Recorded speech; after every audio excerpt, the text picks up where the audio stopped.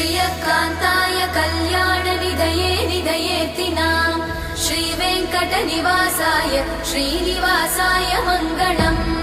Lakshmi सविभ्रमालोकसुभ्रूविभ्रमचक्षुषे